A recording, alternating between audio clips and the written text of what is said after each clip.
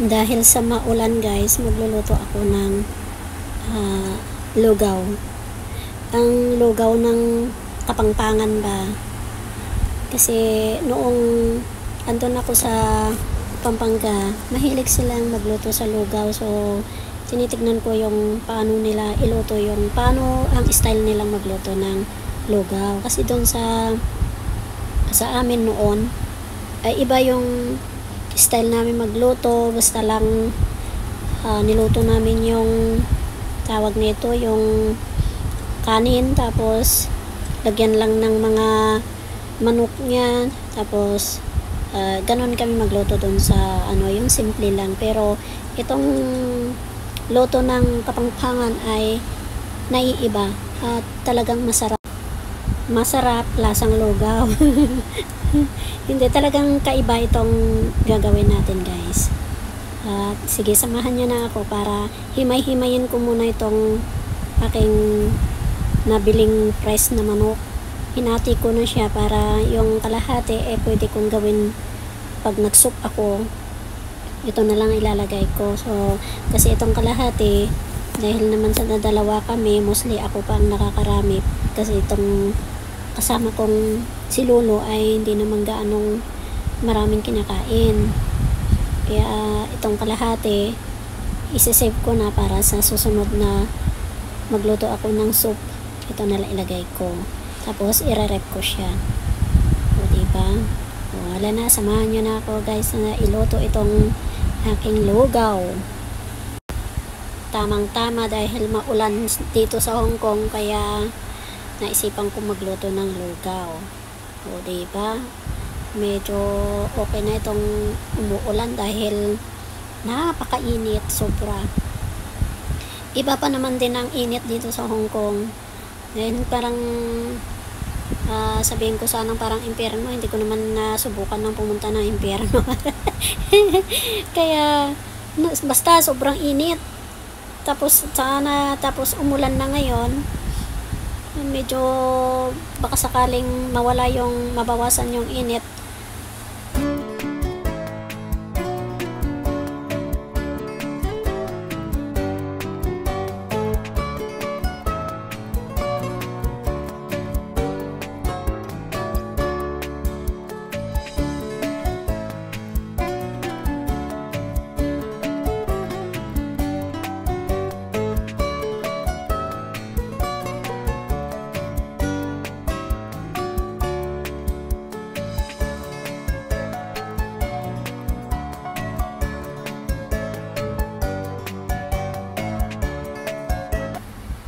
Ito, magsasalang ako ng isang takal na bigas.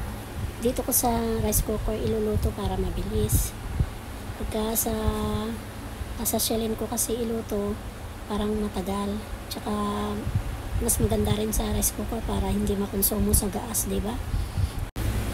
Dinamihan ko rin lang yung tubig nito kasi lugaw nga siya, kaya kailangan marami. At maya pagka kumulo na siya, ihahalo ko na lang din para hindi siya masunog dun sa loob ng So ginawa kong kalahati ng tubig, yung kalahati ng kaserola yung tubig niya. Ayan, maya ihahalo ko siya para diba, umalsa na siya.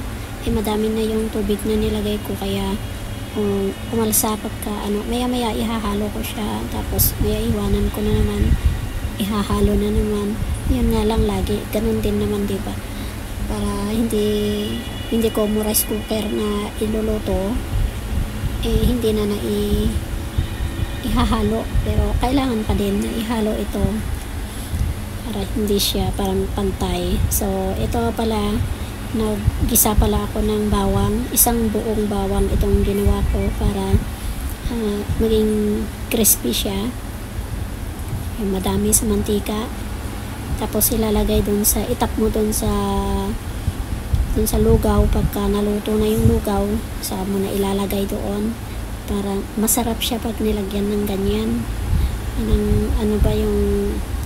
Yung top dapat sana nililiitan ko pa, pero itong ginawa ko medyo malalaki pa din, pero masarap siya, crispy crispy siya pagka na naging ganyan golden brown yung itsura.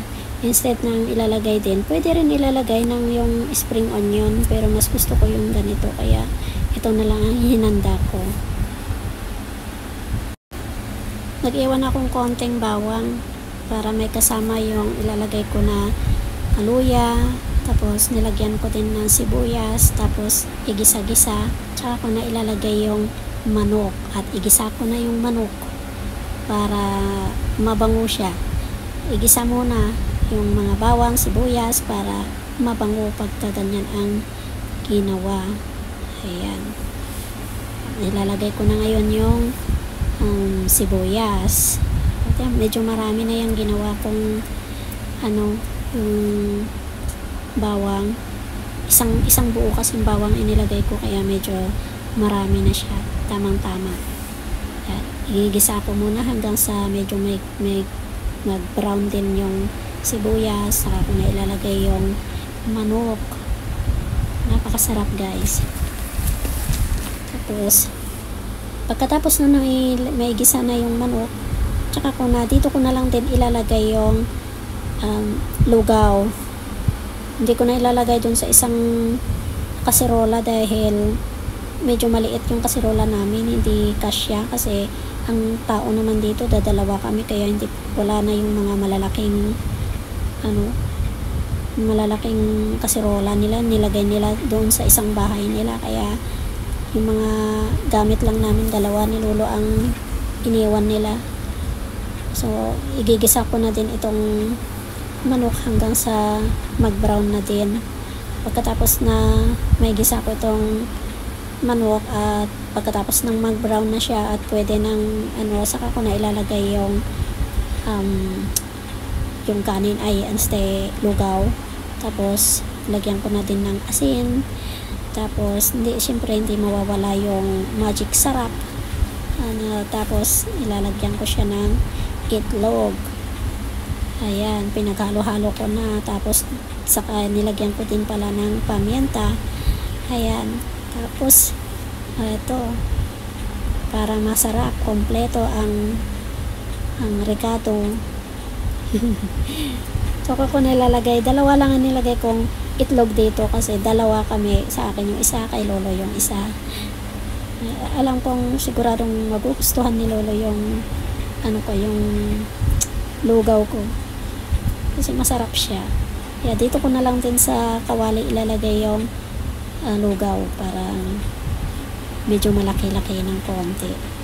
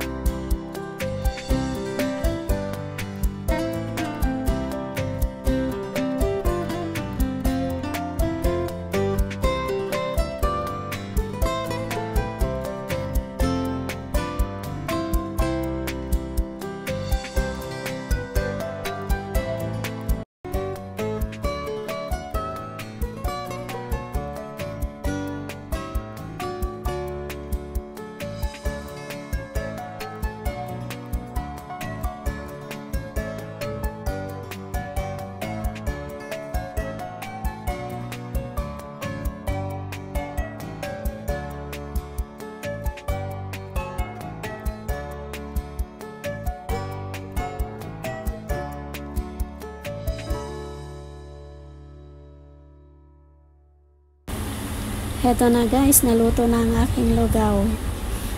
Niluto ko siya ng kalahating oras, 30 minutes. Tapos nilalagay ko na din yung niluto kong crispy bawang. Halina guys, kain na tayo. Hanggang dito na lamang ang aking video nga guys. Maraming salamat sa inyong panonood.